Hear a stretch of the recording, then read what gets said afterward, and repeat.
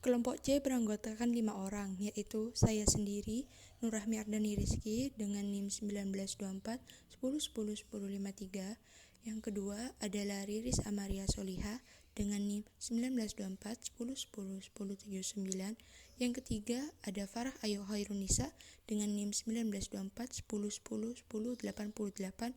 Yang keempat adalah Anisatul Ayu Kotrunada dengan NIM 1924 10 10 10 89.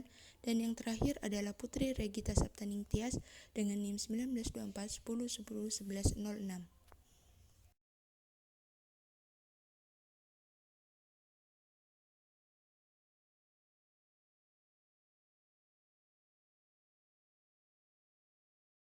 Soal yang akan dibahas pada video kali ini adalah memaksimumkan soal min Z plus min 8M plus 3X1 plus min 5M plus 5X2 plus S3 plus S4 plus MS5 plus S6 sama dengan min 38M menggunakan metode simplex.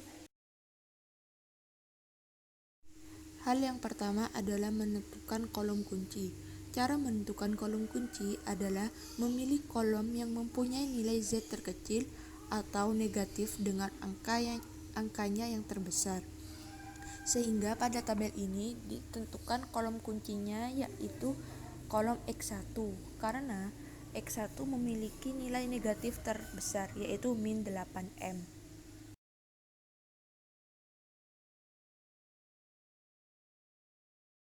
Selanjutnya adalah menentukan baris kunci. Cara menentukan baris kunci adalah dengan memilih indeks terkecil. Cara untuk memperoleh indeks adalah dengan membagi nilai NK dengan suatu nilai pada kolom kunci yang sebaris. Sehingga pada tabel ini didapatkan baris kunci adalah baris S1 karena indeks yang dihasilkan paling kecil yaitu hasil antara pembagian 8 dan 2 sebesar 4.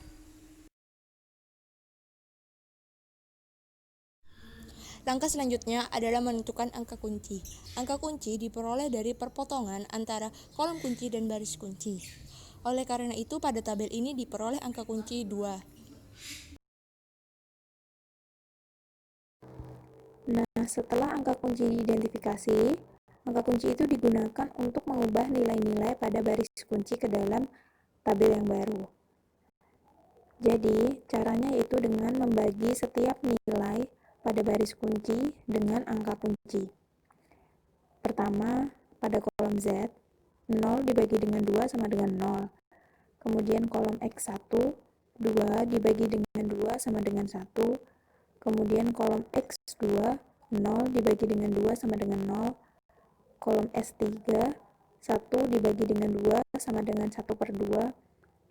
Kolom S4, 0 dibagi 2 sama dengan 0. Kolom S5, 0 dibagi dengan 2 sama dengan 0. Kolom S6, 0 dibagi dengan 2 sama dengan 0. Terus kemudian kolom NK, 8 dibagi dengan 2 sama dengan 4. Selanjutnya, kita akan mengubah kolom kunci pada baris Z, yaitu minus 8M plus 5 menjadi 0, dengan rumus baris baru sama dengan baris lama dikurangi koefisien dikali nilai baru. Baris lama yaitu nilai-nilai yang terletak di tabel atas, dan yang menjadi koefisien yaitu minus 8M plus 5 karena merupakan kolom kunci. Rumus ini berlaku untuk mengubah semua nilai pada baris Z.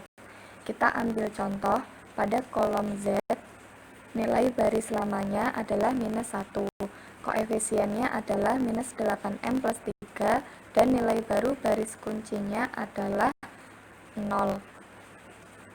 Sehingga Z sama dengan minus 1 dikurangi minus 8M plus 3 dikali 0 sama dengan minus 1. Hal ini berlaku pada kolom-kolom berikutnya. Setelah baris kunci diubah ke dalam tabel baru, berarti tinggal baris-baris lain selain baris kunci, yaitu baris Z, baris S4, dan baris S6. Itu diubah ke dalam baris baru. Caranya yaitu baris lama dikurangi koefisien pada kolom kunci yang sebaris dikali nilai baru pada baris kunci. Nah, contohnya pada S6 itu 0 dikurangi dalam kurung 6 kali 0. 0 itu merupakan baris lama yang pada kolom Z. Nah, terus 6 itu merupakan kolom kunci yang sebaris dengan S6. Kemudian 0 itu merupakan nilai pada kolom Z pada baris kunci yang baru. Nah, itu dilakukan berulang kali sampai nilai pada baris lama itu habis.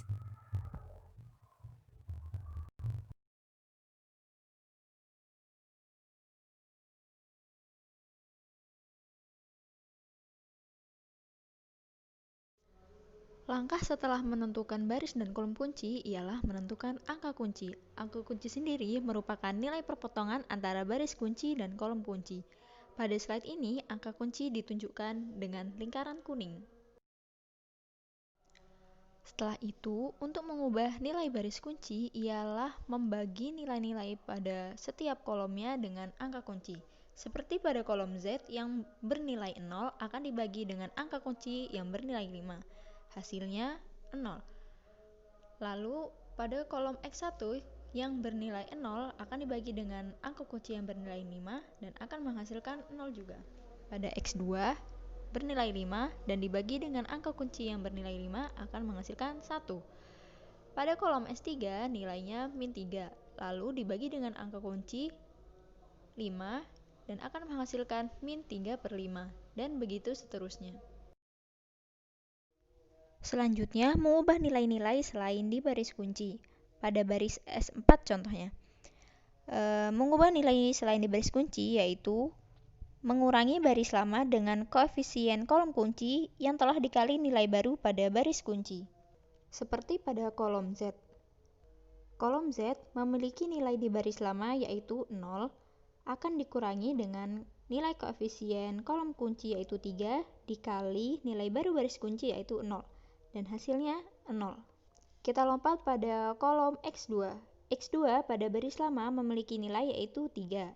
Akan dikurangi dengan 3 dikali 1 di mana 1 merupakan nilai baris kunci. Dan hasilnya 0. Pada kolom S3 memiliki nilai pada baris lama yaitu 0 dikurangi 3 dikali min 3 per 5 di mana min 3 per 5 merupakan nilai baru baris kunci dan akan menghasilkan nilai 9 per 5. Dan begitu seterusnya. Selanjutnya, kita akan mengubah nilai-nilai pada baris Z. Dapat dilihat bahwa pada kolom X2 dengan nilai minus 5M plus 5 masih memiliki nilai yang negatif, sehingga kita perlu mengubahnya menjadi 0 dengan rumus baris baru sama dengan baris lama dikurangi koefisien dikali nilai baru baris kunci.